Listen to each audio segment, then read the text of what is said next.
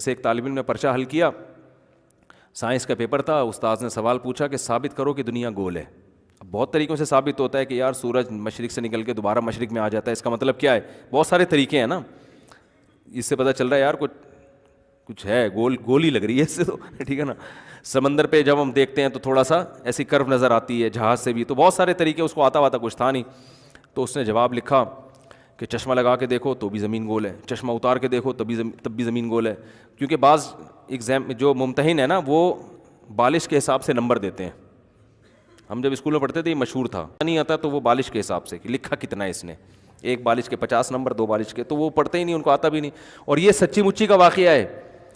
ہمارے ایک دوست کہتے ہیں کہ اسلامیات کے پیپر میں کچھ تاریخ اسلامیات تھا یا پتہ نہیں معاشرتی علوم کا پیپر تھا, تو ایک سوال آیا کہ مشہور تاریخی شخصیات کے بارے میں نا, پاکستان کی کچھ مشہور, تو کسی ایک شخصیت پہ نوٹ لکھیں.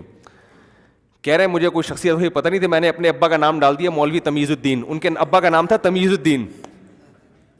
تو کہہ رہے ہیں میں نے کچھ آتا تھا نہیں مجھے, تو میں نے مولوی تمیز الدین سن 1900 فلاں میں پیدا ہوئے اور فلاں جگہ آنکھ کھولی, کہہ رہے جو پھینکتا جا رہا ہوں میں نا, لکھا میں نے, اور اتنے میں تعلیم پائی, پھر فلاں سن میں یہ کیا, پھر تحریک پاکستان کی فلاں اس میں حصہ لیا, پھر یہ کیا وہ.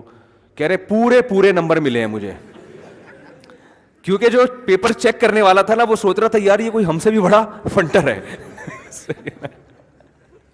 یہ کوئی ہم سے بھی بڑا فنٹر ہے, کہ ہمیں جن شخصیات کا نہیں پتا اس کو, لیکن لکھا اتنے اسٹائل سے نا, ہوشیار تھا.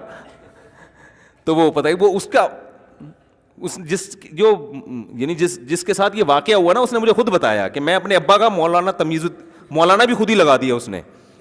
کچھ تو لگانا پڑے گا نا, علامہ یا مولانا کچھ تو ہوگا نا, شخصیت ہے تو کچھ تو ہوں گے نا. تو ایسے کر کے کہہ رہے ہیں ہم نے پورا چھاپ دیا. تو بالش کے حساب سے 50 نمبر, یہ 100 نمبر ہو گئے, یہ 150 نمبر ہو گئے, اس طرح اگر چل رہا ہوتا ہے بعض جگہوں پر حساب کتاب.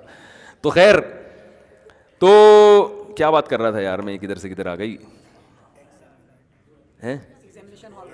ہاں تو میں عرض کر رہا تھا, تو اللہ نے بھی قرآن میں ہاں میں کہہ رہا تھا کہ وہ اس نے کہا کہ اب پیپر آتا نہیں ہے, اس نے کہا ثابت کرو زمین گول ہے, تو کہہ رہا ہے چشمہ لگا کے دیکھو زمین گول, چشمہ اتار کے دیکھو زمین گول, سائڈ سے دیکھو زمین گول, سائڈ سے دیکھو زمین گول.